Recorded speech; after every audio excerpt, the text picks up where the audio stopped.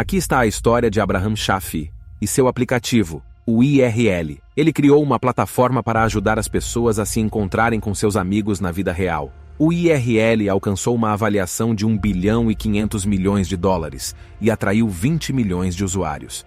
Parecia um sucesso promissor, mas logo veio à tona um segredo obscuro.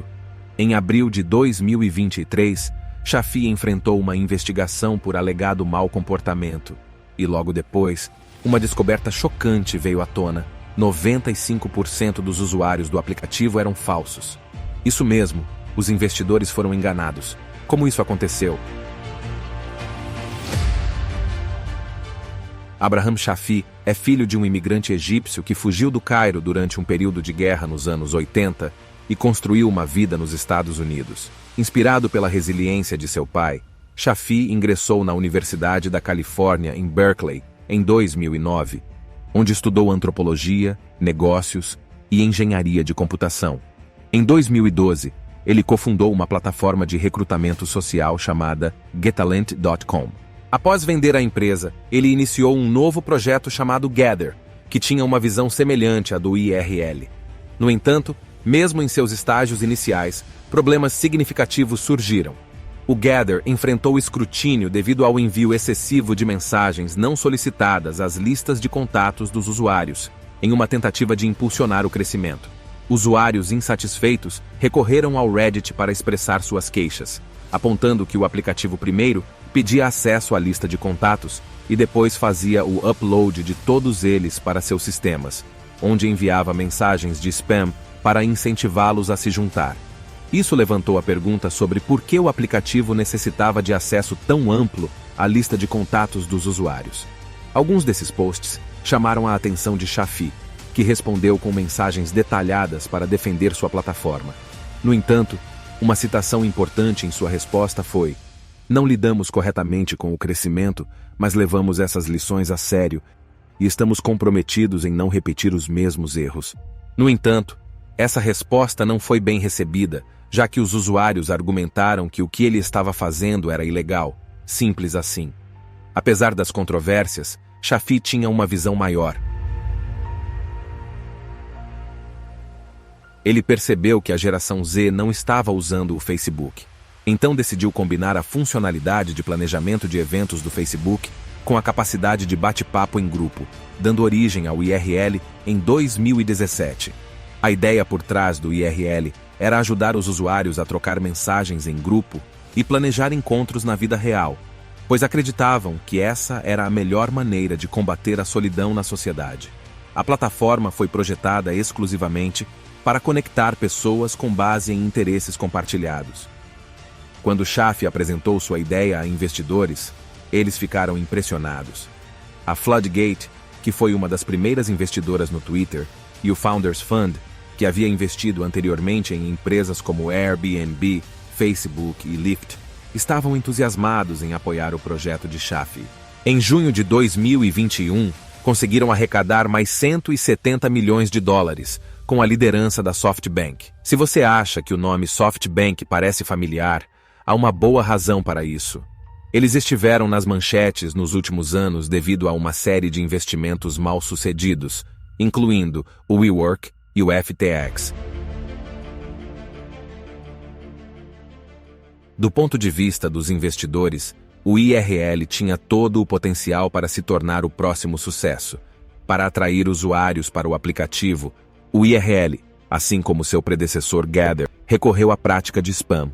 Isso envolvia o envio de mensagens de texto não solicitadas para os contatos dos usuários, chamadas de indicações. Para usar o aplicativo, os usuários precisavam conceder acesso à sua lista de contatos. Em seguida, eram apresentadas uma série de perguntas de múltipla escolha com 4 possíveis respostas, envolvendo contatos do usuário. Se esses amigos não estivessem no aplicativo, o IRL enviaria uma mensagem de texto para eles, informando que haviam sido indicados, mas sem revelar quem os havia indicado. Naturalmente, essa prática não foi bem recebida, e os usuários a repudiaram. Em 2020, com o surgimento da pandemia, todos os eventos presenciais em todo o mundo foram cancelados. A empresa rapidamente se adaptou à nova realidade e migrou para eventos virtuais, integrando-se a plataformas como Twitch, YouTube e TikTok. Um ano depois, após mais investimentos, o IRL alcançou o cobiçado status de unicórnio, sendo avaliado em mais de US$ 1 bilhão. Nesse ponto, o IRL tinha a impressionante marca de 20 milhões de usuários, a maioria deles adolescentes do meio oeste dos Estados Unidos. Parecia que este aplicativo estava prestes a se tornar o próximo grande sucesso, mas as coisas estavam prestes a ficar confusas e problemáticas.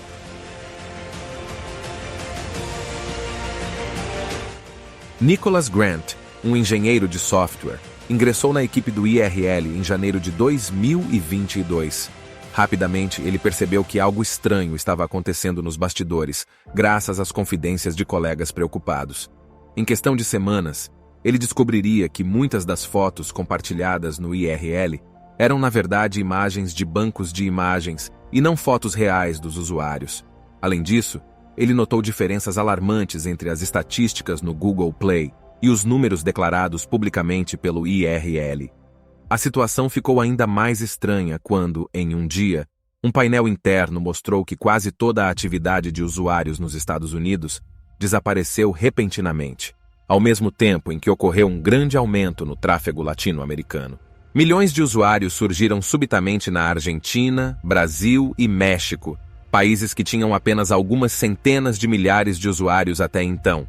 Grant investigou minuciosamente esse tráfego e confirmou que ele era autêntico. Além disso, não havia campanhas de marketing direcionadas à América Latina. A única conclusão lógica era que a grande maioria dos usuários nessa plataforma eram bots. Após compartilhar suas descobertas com os gerentes do IRL, Grant percebeu que seu papel na empresa foi alterado de maneira suspeita e que seu acesso às fontes internas de dados havia sido revogado. Logo depois, o CEO Abraham Shafi enviou um memorando a 100 funcionários do IRL.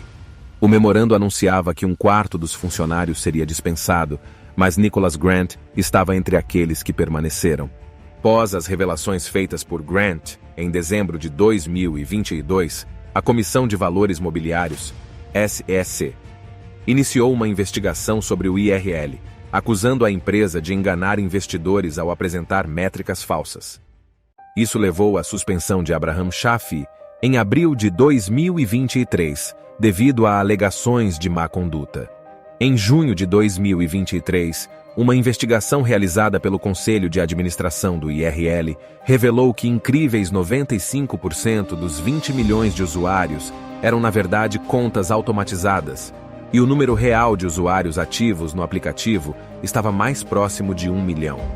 Como resultado das investigações sobre contas de usuário falsas, o IRL foi dissolvido imediatamente. Seus ativos foram transferidos para um fundo de liquidação e o capital dos investidores foi devolvido. O aplicativo IRL foi oficialmente encerrado em 27 de junho de 2023. Agora, resta saber o que acontecerá com os 1 a 2 milhões de usuários reais.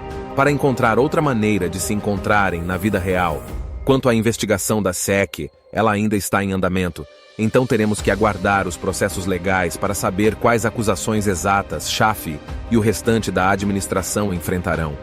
Tudo terá que ser comprovado em um tribunal de justiça.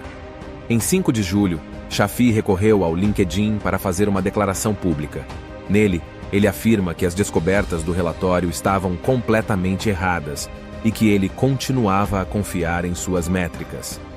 Em uma entrevista, ele explicou que as diferenças entre suas cifras e as estimativas externas se devem ao fato de a maioria da base de usuários ser composta por adolescentes.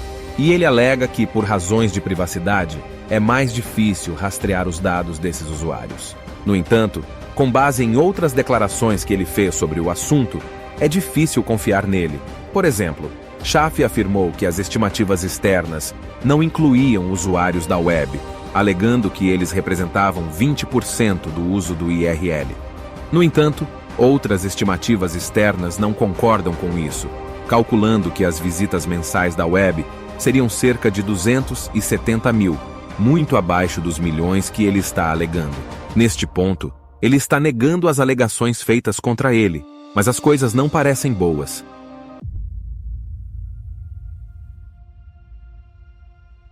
Tudo isso soa familiar, não é mesmo?